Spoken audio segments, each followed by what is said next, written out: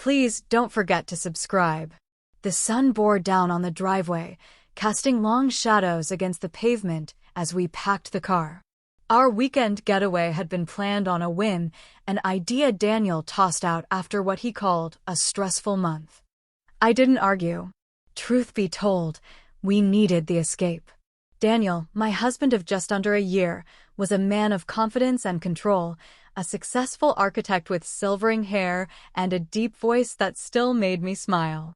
But ever since his son moved in temporarily after graduating college, the easy rhythm between us shifted.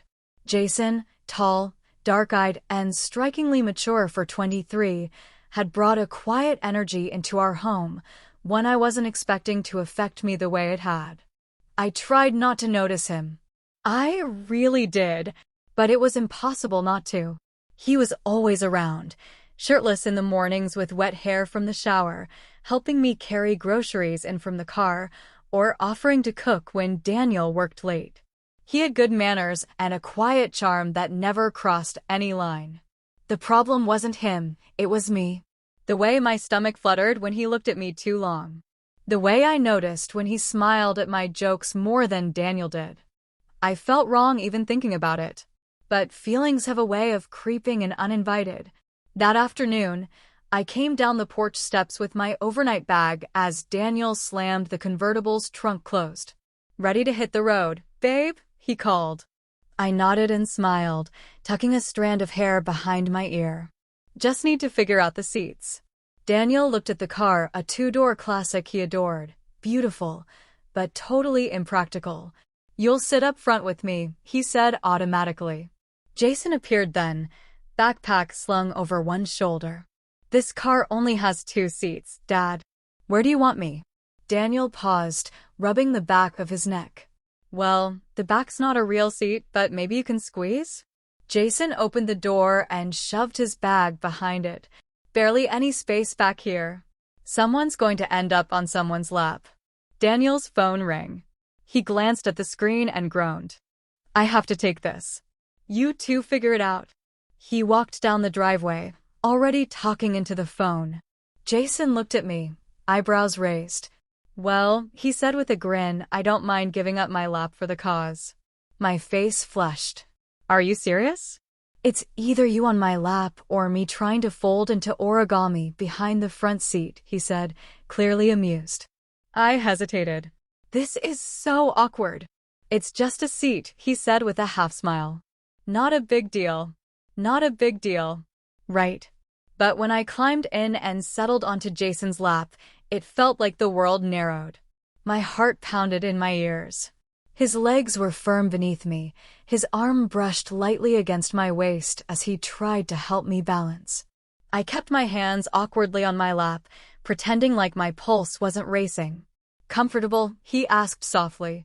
"Define comfortable," I muttered back. Daniel got in, completely unaware of the heat simmering in the back seat. "All set?" Jason gave a nonchalant thumbs up. "Yeah, we're good." The drive was beautiful, the wind in our hair, music humming through the speakers. But I couldn't focus on any of it. Every bump in the road shifted me closer to Jason. Every time I adjusted myself, I felt his breath hitch. I tried to act normal, but it was impossible. The closeness wasn't just physical, it was emotional, electric. Halfway through the trip, Daniel stopped for gas and snacks. I jumped out of the car before it fully stopped, needing space to breathe. Jason caught up with me near the vending machine. "Hey, you okay?" I turned to him, frustrated. "You're not making this easy." He blinked. "I'm just trying to be decent." "What do you mean?" "You know exactly what I mean, Jason," I said, keeping my voice low. "The way you look at me. The way you let me sit there like that. You know how this feels." He ran a hand through his hair. "Yeah, I do. But I'm not the one married." The honesty of that hit me hard. And for a second, we both stood there, hearts laid bare in the quiet between us.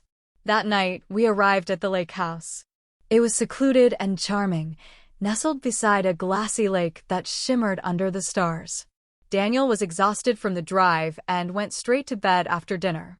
I stayed up, pretending to watch a movie. Jason came downstairs, barefoot and wearing a faded t-shirt, and paused in the doorway. "Couldn't sleep?" I asked. He shook his head and joined me on the couch. We didn't touch, didn't speak for a while. Finally, I said, this whole situation is completely insane. Jason turned to me, his eyes soft but intense. "Yeah, but it's not just me, is it? You feel it too." I didn't answer because I didn't have to.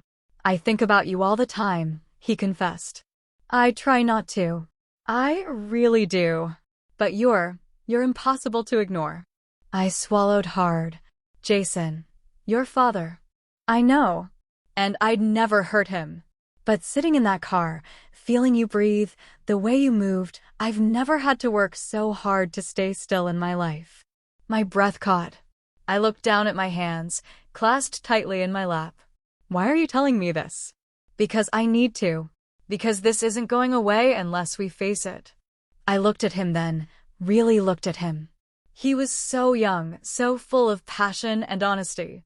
And yet, there was a maturity in his voice that made me ache. "I want to kiss you," he said softly. "And I want you to stop me if I'm wrong." He leaned in slowly. I didn't stop him. His lips were warm, cautious at first. But the moment our mouths met, everything I'd held back came rushing forward. The kiss deepened, and suddenly we were clinging to each other like we'd been waiting our whole lives for this one reckless moment. When we pulled away, my chest heaved. "We can't." "I know. I'm married." "I know. But I don't regret it." He smiled sadly. "Me either. We didn't do anything more. We didn't need to." That kiss held everything, every longing glance, every unspoken word, every stolen moment. The next day, things were different. Tense. Quiet. We avoided being alone together. On the drive back, I sat up front beside Daniel. Jason slept most of the ride, or pretended to. Life resumed its pace. Jason moved out 2 weeks later. Said he needed space. I understood. Daniel never suspected a thing. Our marriage continued, peaceful on the surface, complicated beneath. Every now and then, I'd see Jason. Holidays.